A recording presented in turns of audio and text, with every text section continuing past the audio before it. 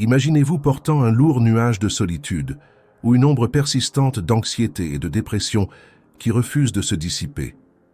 Ces émotions tenaces peuvent toucher tout le monde, y compris ceux qui semblent les plus forts. Même les stoïciens de l'Antiquité, connus pour leur résilience et leur courage, n'étaient pas immunisés contre de telles émotions. Alors, qu'est-ce qui les rendait si différents? Ce n'était pas l'absence de ces sentiments, mais plutôt leur approche pragmatique pour les gérer. Dans cette vidéo, nous allons lever le voile sur ces méthodes. Nous allons explorer 12 stratégies stoïciennes qui peuvent vous aider à transformer ces émotions difficiles en opportunités de croissance et d'auto-réflexion. Considérez ces remèdes comme des outils dans votre boîte à outils stoïcienne, chacun ayant son propre but pour aider à réparer votre esprit, à naviguer dans les moments difficiles et à éclaircir vos perspectives. Que vous vous sentiez isolé, submergé ou simplement coincé, rappelez-vous que tout comme les stoïciens, vous avez la force intérieure pour affronter ces émotions de front et en ressortir plus fort. Alors, si vous êtes prêt à tourner la page et à commencer un nouveau chapitre, où ces émotions sont des défis que vous savez comment affronter, restez avec nous. Ensemble, nous explorerons ces stratégies intemporelles, non seulement pour faire face, mais pour prospérer. Préparez-vous à embarquer dans un voyage de transformation personnelle. Déclenchez votre dynamisme. Bouger votre corps est bien plus qu'une simple route vers la forme physique. C'est une arme puissante pour combattre la solitude et la dépression. Imaginez cela comme un dialogue intime entre vous et votre moi intérieur, où chaque mouvement renforce votre force et votre résilience. Que vous marchiez, couriez ou vous étiriez, vous ne fuyez pas vos problèmes, mais vous avancez délibérément vers un état d'esprit plus clair et plus paisible. Ce processus est une narration de dépassement, où chaque pas que vous faites et chaque respiration que vous prenez écrit l'histoire de votre renaissance personnelle. Soyons honnêtes, se sentir déprimé ou seul peut vous donner envie de vous replier sur vous-même et de fermer le monde extérieur. Mais voici un secret à peine caché. Votre corps possède cette incroyable capacité à combattre ces ombres. En bougeant, vous allumez une étincelle en vous, un phare qui illumine les coins sombres de votre esprit. Vous n'avez pas besoin de gravir des montagnes ou de courir des marathons.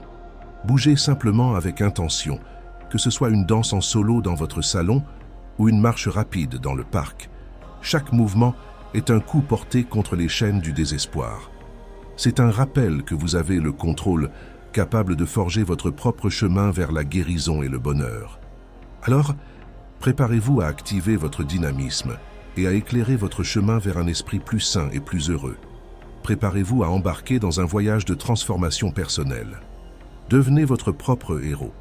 Se considérer comme son propre meilleur ami n'est pas une simple tendance moderne. C'est une arme puissante contre les ombres de la solitude et de la dépression. Imaginez-vous face à une montée abrupte sur la montagne de la vie, le chemin parsemé de défis qui semblent insurmontables. Critiqueriez-vous un ami pour avoir trébuché sur ce chemin ou lui tendriez-vous la main avec des mots encourageants et une foi inébranlable en sa force pour surmonter? Pensez à Clintus, une figure de la sagesse stoïcienne ancienne, qui a un jour rencontré une âme s'adressant à elle-même comme si elle était un étranger indigne. L'intervention de Clint était simple mais profonde.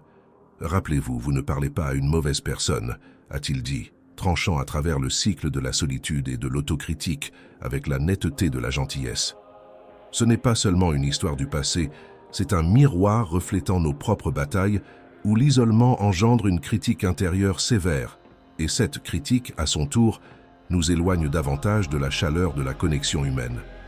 Embrasser cette auto-amitié ne consiste pas à se dire des douceurs ou à se réconforter faussement, mais à l'honnêteté brute de reconnaître votre valeur lorsque vous êtes sur le point de vous sentir indigne. Rappelez-vous le message délivré dans les rues athéniennes. Un discours intérieur dur ferme la porte à l'amour et à la connexion que nous désirons. Il s'agit de changer le script dans votre esprit, de l'adversaire à l'allié. Vous n'êtes pas une mauvaise personne, vous êtes un humain riche en complexité et capable de croissance. Cette prise de conscience est la clé, non seulement pour déverrouiller l'amour de soi, mais aussi pour ouvrir grand la porte à un monde où les autres peuvent voir votre lumière. C'est un remède stoïcien intemporel dans sa sagesse, vous incitant à être l'ami pour vous-même que vous rechercheriez chez les autres. Préparez-vous à embarquer dans un voyage de transformation personnelle. Vivez pleinement.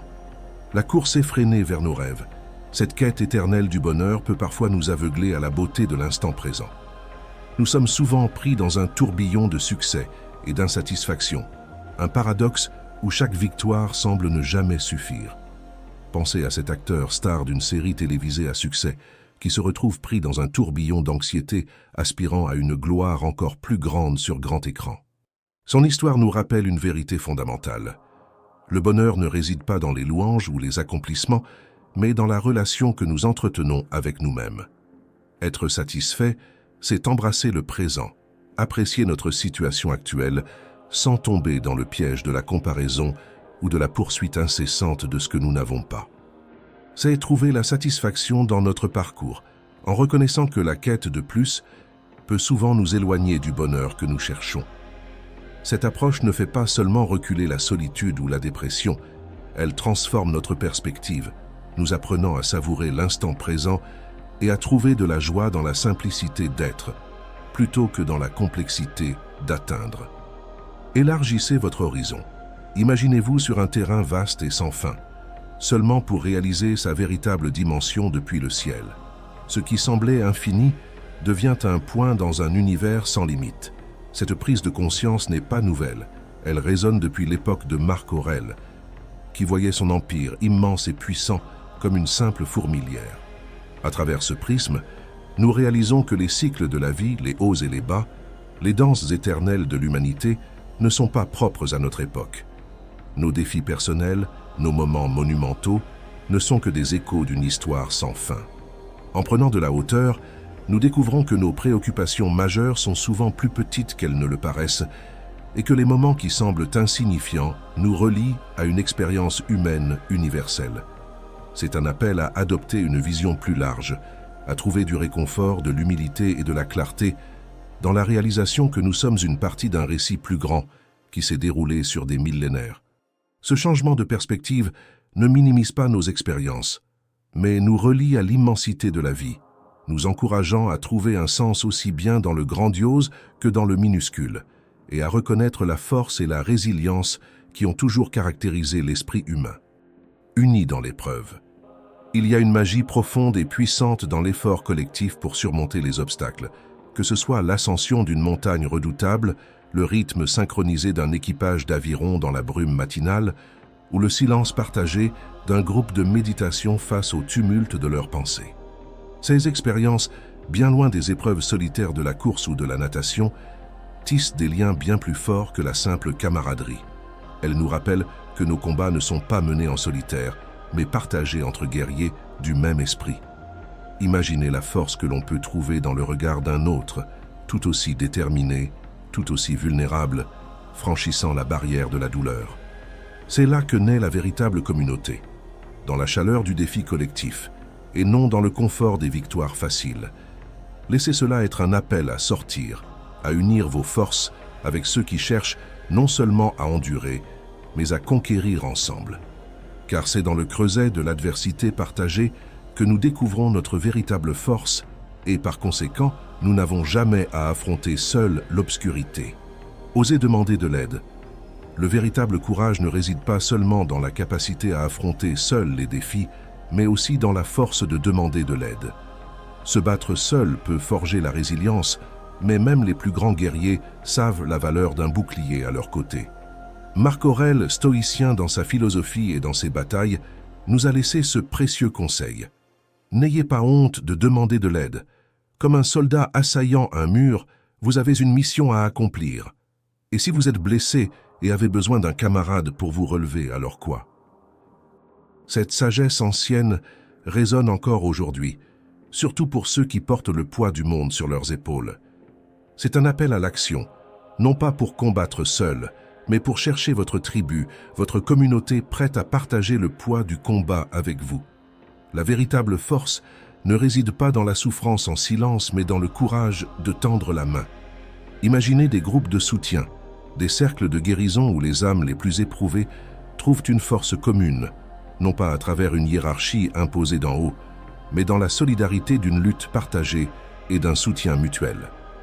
C'est un témoignage de la puissance de la résilience collective, une arène moderne où se forment les stoïciens. Demander de l'aide ne vous rend pas moins fort. Cela vous place sur le chemin de la sagesse que même les empereurs ont emprunté.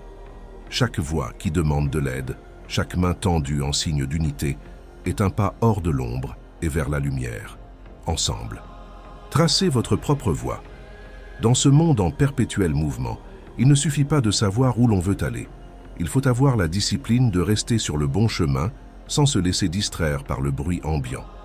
Sénèque nous a parlé d'Emia, la conscience de notre voyage, non perturbée par les nombreux chemins qui croisent le nôtre. Cette sagesse ancienne nous rappelle que le véritable défi n'est pas de planifier notre parcours, mais de résister à la tentation de dévier de notre trajectoire, attiré par les succès et les échecs des autres. C'est un test de confiance en soi et de discipline, qui exige de nous de rester concentrés sur nos objectifs et nos échéances sans succomber aux distractions quotidiennes. Embrasser ce chemin signifie reconnaître que le voyage de chacun est unique, y compris le nôtre. Lorsque nous cessons de comparer nos réalisations à celles des autres, nous découvrons un profond sens du but et de la satisfaction.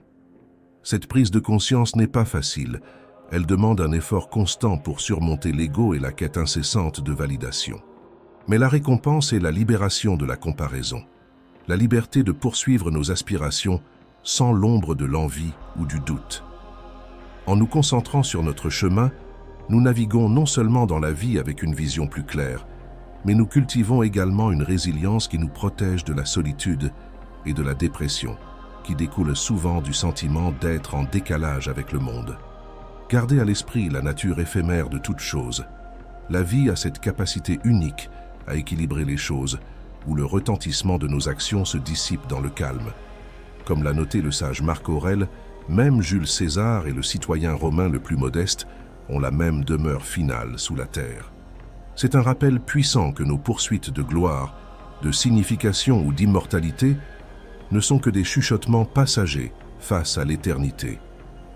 Sic transit gloria mundi, chuchote l'histoire, nous apprenant que la gloire est une invitée et non une résidente permanente. La célébrité, la popularité, l'illusion de l'importance séduisent avec des promesses d'éternité, mais peuvent parfois nous laisser abandonner dans les ombres de l'oubli. Cette prise de conscience n'est pas une source de désespoir, mais un appel à ancrer nos efforts non dans les sables mouvants de l'acclamation, mais dans le terreau de la vertu. Cultiver la bienveillance, se consacrer au bien que nous pouvons accomplir ici et maintenant, et se concentrer sur la direction de notre propre navire dans les mers tumultueuses de la vie. Voilà les phares qui nous guident à travers le brouillard de la transience. Car en fin de compte, ce ne sont pas les applaudissements de la foule, mais la qualité de nos actions et l'intégrité de notre caractère qui creusent les canaux les plus profonds dans le fleuve du temps. Accueillez l'adversité. Chaque échec, chaque rejet, chaque défi et chaque douleur que vous rencontrez n'est pas un signe de retraite. C'est la façon unique de l'univers de vous convier à une épreuve de force, un duel avec le destin. Certes, naviguez paisiblement sur des mers sereines et plaisantes, mais ce sont les tempêtes qui révèlent le capitaine en nous. Lorsque la vie ne correspond pas à nos attentes, il est tentant de se complaire dans la déception. Cependant, ce sont précisément ces épreuves, le frottement et la résistance que nous rencontrons, qui nous façonnent en de meilleures versions de nous-mêmes. C'est dans les moments où nous sommes immergés dans la lutte, lorsque les plans s'effondrent et que les rêves semblent inaccessibles, que nous est offerte une opportunité précieuse. Il ne s'agit pas de désirer une vie plus facile, mais de saisir le chaos, de lutter avec lui et d'en émerger plus fort, plus sage. Accueillez cela. Laissez chaque épreuve être une leçon de résilience, une pratique de vertu et un pas vers l'excellence. Souvenez-vous, la douceur de la victoire n'est jamais aussi gratifiante sans le goût amer des batailles menées et des obstacles surmontés. Alors, lorsque la vie ne danse pas à votre rythme, dansez quand même, car c'est dans ces moments imprévus que vous forgez un vous plus fort et plus épanoui. Ne réprimez pas vos sentiments. Se sentir seul ou déprimé peut ressembler à porter un poids énorme sur vos épaules. Mais rappelez-vous, même les esprits les plus éclairés de l'Antiquité ont affronté de tels défis. Sénèque, avec sa plume comme arme, a écrit 4 essais émouvants. C'est consolation, non seulement pour parler à l'âme, mais aussi pour la soutenir dans ses moments les plus sombres. Ce n'étaient pas de simples mots, c'étaient des bouées de sauvetage lancées dans les mers agitées de l'émotion humaine. Il nous a transmis une leçon aussi essentielle aujourd'hui qu'elle l'était à son époque. Ne pas enfermer vos émotions dans une boîte et jeter la clé. Il ne s'agit pas de revêtir une armure d'indifférence, mais de reconnaître la tempête d'émotions et de naviguer à travers, non pas en tant que prisonnier, mais en tant que maître. Comprendre pourquoi un nuage de tristesse plane sur vous est la première étape, mais savoir qu'il est normal de ressentir, de reconnaître la complexité des relations humaines, voilà où réside la véritable force. C'est une danse entre l'esprit et le cœur, chacun prenant le relais lorsque le moment l'exige. Ainsi, lorsque le poids de la solitude ou de la tristesse semble insurmontable, souvenez-vous que vous n'êtes pas invité à faire taire votre cœur, mais à l'écouter, à le comprendre, et à savoir que parfois, le chemin à travers n'est pas la suppression, mais l'acceptation et la sagesse. Aspirez à la sérénité. Dominer la sérénité dans un monde constamment en mouvement, en discussion et en évolution, peut paraître comme un mystère ancien. Cependant, c'est un baume pour l'âme, surtout lorsque la solitude ou la tristesse frappe à votre porte. Voyez-vous comme un rocher au milieu de la furie de l'océan, comme le médite Marc Aurèle, imperturbable face aux vagues d'anxiété, de doute et de solitude qui se brisent contre vous. Il ne s'agit pas de nier le chaos, mais de trouver votre centre en son milieu. Ralentissez votre respiration, stabilisez votre esprit et ancrez fermement vos pieds sur le sol. Ce moment de sérénité n'est pas seulement une pause, c'est là que la magie se produit, où la créativité fleurit, les liens se renforcent et la joie jaillit de l'intérieur. C'est dans cette sérénité que vous trouverez la force de faire face au monde, non pas tel qu'il tourbillonne autour de vous, mais tel que vous choisissez de vous engager avec lui. En embrassant la sérénité, vous ne survivez pas seulement à la tempête, vous apprenez la danse des vagues, vous vous déplacez avec une grâce qui transforme la solitude et la dépression en moments de paix profonde et de but. Acceptez la réalité telle qu'elle est. Dans le tumulte de l'existence, il est aisé de se noyer dans un flot de « que serait-il arrivé si » et de « si seulement ». Néanmoins, il y a un remède efficace à la solitude et à la dépression qui accompagne souvent notre quête constante de résultats différents. Embrasser la réalité telle qu'elle est. Ce n'est pas capituler face au désespoir ou accepter la défaite, c'est découvrir l'harmonie dissimulée dans le chaos, les leçons surprenantes dans la déception et la puissance qui émane de l'acceptation de l'incertitude de la vie. En accueillant le moment présent tel qu'il est, et non comme nous voudrions qu'il soit, nous libérons un sentiment profond de sérénité et de lucidité.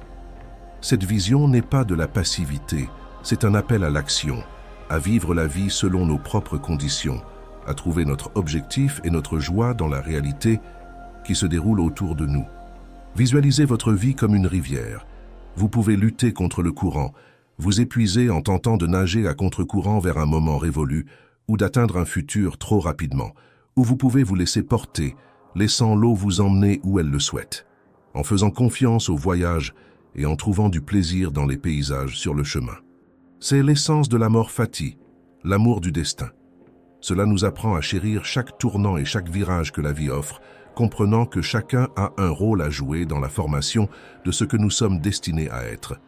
Marc Aurèle, une voix du passé, nous chuchote à travers le temps, nous incitant à voir que ce que nous ajoutons au feu de notre vie, que ce soit la joie, la tristesse, le triomphe ou la défaite, nourrit notre croissance, illuminant notre chemin vers la grandeur.